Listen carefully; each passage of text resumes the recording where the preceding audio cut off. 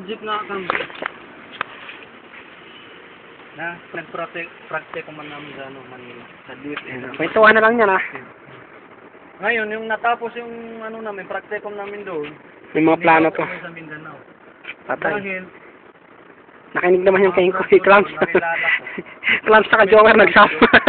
tinawagan ako ng kamag-anak ko. Sabi niya sa akin, bakit nandito ka? Sabi ko, nag-practice. Bakit hindi ka umuwi? Sabi ko, dito lang muna ako. Halika, punta ka sa amin. Pumunta ko sa kanila, Santo Domingo. Para alam wala na. Santo Domingo. Nung pagpunta ko sa kanila, sabi sa akin, may pira ka. Sabi ko, may 5,000 na. Sabi sa akin, ibigyan mo na lang sa akin, araw-araw bibigyan kita ng tubo ng 150, libre. Yo, what's up, Jeda? Every week, may 200 ka na bonus, pagpanood mo ng mga ito. Yun, balad oh. Tumuto ko, araw-araw yun. Papa, baka tayong balad par. 2 linggo yun. Baka tayong balad. Kasi makwento ko kayo, wala namang ginagawa. Umawag ka nito, urutan mo na kayo. Umawag ka, magbinta ka na. Nakakapagod. Hindi na naman lumalabas eh. Customer naman ang lumalapit eh. Eh, binigyan ako na ng 500 grams. Yung 500 grams na yun, 3 araw ko na naubos ko na. Di kumita ako doon ng 25,000. Patay tayo yan. Biniremit ko na. Sabi na gusto mo pa? Tawagan natin yun. Binagsakan na ako, kalahating kilo. 3 araw, naubos ko na. Tobo. Ikaw lang gumamit yung lahat? Hindi. Ayos na nag-interview. Nung nakilala nga kami doon, yun na ngayon. Isberhel. Pumutok na yung pangalan mo. Isberhel, lakas ang memory. Isberhel, yun ang amo namin. Ang amo Anong naman. patay na si Isberhel para. Ang amo ni papatay noon. Anong year? 1996. 96? Kalakasan ni Isberhel yun. Nung naamo namin si Isberhel, sabi ni Isberhel, mga Muslim, may tiwala ko sa inyo. Tapos par. Hala! Punta ng Tondo. Ba't saan ba si Isberhel dati na uwi? Quezon City. Okay, saan? Sa salon. Ngayon, pinakilala kami ni Isberhel ng Taiwanese. Nung nakilala kami yung Taiwanese, kumuha kami ng 10 kilo, 5 kilo, Kasama si Isberhel gumawa.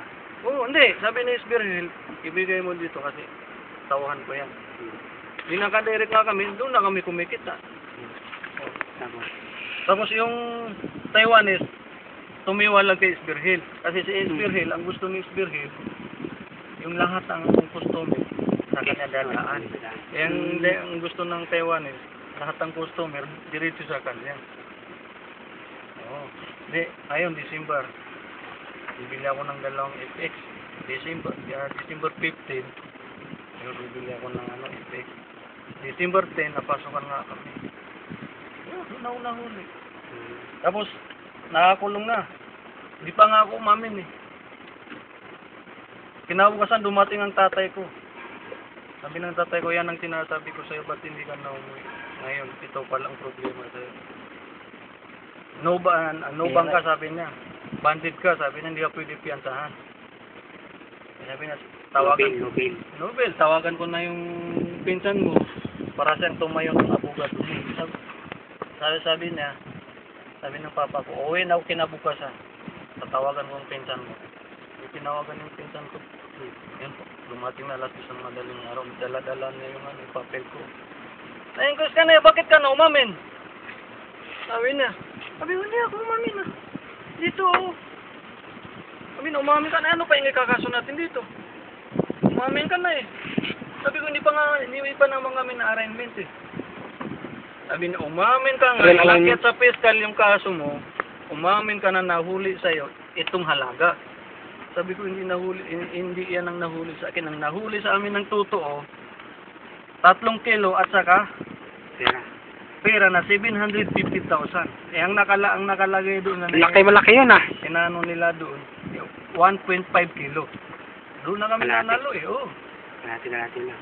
Doon na kami nanalo. Ang binigay nila na pera doon, 250. Ganyan nga yun. Ikaw nanguli namin anak yung kapatid ni Joey Lina eh. May alam rin to. Pakita eh. Kalahati na pinasok.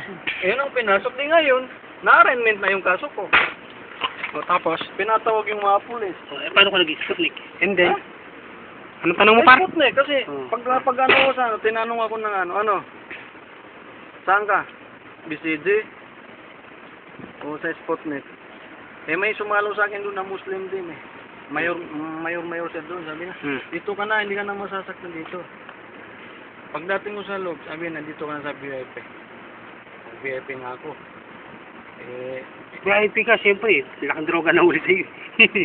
sa VIP nga ako nilaga eh. Ang kasama ko doon, yung gobernador doon, mga mayor, yung mga buitakal. Yung sinulat ko nga rito na buhay magpantay, kaya nga lahat ang lumalapit doon, pag may dalaw nga kami, inabutan namin ng sigarilyo, ano, binasa ka nila kung nabuhay pantay ka na, buhay magpantay. Kasi yung nakahilira doon, ng mga ano, pagtiting isang stick lang, mga 10 tao. Pasapasan. Ako, nagbibigay ko na isang kaha, 2 kaha doon. Kasi pag droga na uli siya at marami, ikukulong ka sa VIP. Hindi ka sasama sa mga karamihan. Dahil mo alam lang ah. 3 buwan ako eh. Ba't di ka nagpulis? 3 buwan ako nakakulong doon. Yun, lumabas na. Kasi ang nangyari sa kaso ko, na kinasuhan din yung mga pulis eh. May pasok ng ano, ng bail. Nabilan ako. Nung pagpasok ng bail, security bill. Ano naman ang kwento ng Spokwa? Security bill. Sputnik, patay, natulog na si pare. Oh. Discount pa ng ano. Pati, huwag mo akong hihigan dyan. Tay tayo sa'yo. Ito, sabi ito. Saan nagbulang Sputnik? Alam ba nila kung ano sa trabaho to? Nagmula ang Sputnik. Nakikita nila. Sa Maynila yan. Yan na. Alam mo, ha? Anong tanong mo? Anong tanong mo? Saan nagbulang Sputnik? Anong sagot mo, pare? Sinong mga tao ng mga Sputnik na yun? Shuaib Yung ang nila sumagot. kinuha sa planeta na yun. Ano planeta yan? Ang planeta yan. Ang tinatawag nila na planeta, at si Ispo. Si Ispo, kaya nga tinatawag nila Sputnik. Kaya nga Ispo. 4 sila yan eh. 5 sila yan eh. Makakasama eh. Kaya nga nagpatato sila, 5 yun. 1, 2, 3, 4. Pero ang pinaka-solid, si yung magtibay. Sino yung si magtibay na ano, pinaka-solid? Siyempre, pinaka-solid magtibay siya. Si John magtibay. Ay, si man? Si John Tibayan. Boy. John Tibayan. Boy magtibay. Jojo Bailon. John Tibayan. Jojo Bailon. And Ricardo Diminay. Tapos, par. and Mr. Saad. Tuloy mo, par. Nagkarambol. Wala tayong trabaho ngayon eh. Basketball eh. Ayan ang mga Sabi, naglalaro ka pala dati. Ha? Naglalaro ka Pinto ng Sputnik, tanga. Oo. Lalaro nga. Makakalaban natin lahat ng mga ano nun. Nakasama pa namin to si Schwab sa laro ah. Taxi. Oo. Siya pang nag-taxi driver namin. Tapos, Tinakas niya yun ni Sadi, taxi niya. tapos nung nagkarambulan doon. Tapos nagmadali umuwi eh, iniwan kami. 11 patay oh. Ah. 18 patay oh. Saka ano, City. Ayun yung ano, yung away ng Oxo sa Benji. Nakamuning ako eh. Oxo versus Benji. Oo. Quezon City jail yan. Yan pala kwento ni Schwaib. Si Schwaib Magundato. Doon ko nga nakita si Robin Padilla. Yun oh. Naipasok nga ako palabas ng Padilla. Sa kulong doon. Okay. Ikaw naman para anong kwento mo sa buhay? Ano naman si Robin? Okto. Luka, dali, interview din kita. Ano, illegal possession of firearm. Hindi, yung tropa niya sa loob. Ah. Diyan nagtatapos ang kwento ng buhay. Ngayon, okay ka na ngayon, Mr. Schwaib. Pero nang ano lang ako, nagbibintang ako, hindi ko gumagamit man. Oo, diyan, naniwala kami dyan, okay ka pre. Yan daw. Si Wangbo. Yan, durugista yan eh. Hindi, wag ako. Gumagamit na nga, nagbebenta pa. Ito si Schwaib, maganda to. Adik talaga, ano? Ang ginagawa niya, sabi ni Julius, Ah, Kuya, hindi mo alam si Melma. Katapos pagbetin yung tutor niya, binubuksan. Dumidikit pa doon.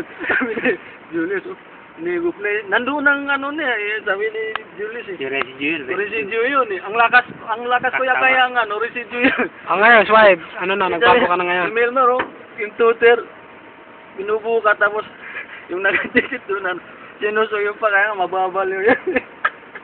Kaya pala iba yung mukha mo nung Ngayon, bago par, ka dito, ano nangyari sa ngayon, par? Okay ka na? Parang may sito ka na. Yeah, Mr. Schwaib. Ngayon, okay na ang Lagi buhay mo. nakatulala yan, yung bang dumating yan. Ngayon, nagbago ka na, nandito ka na sa abroad. Par. Mula nung napasok nga ako din, sabi ko, tangin na itong buhay na itong, imbis na malaya ka sa labas, gagawa ka pa ng kalukuhan. So ngayon, after na Kernel doon, ano, dumaan sa buhay mo mga karanasan, okay na yon. Magbigay ka ng, ano, ng...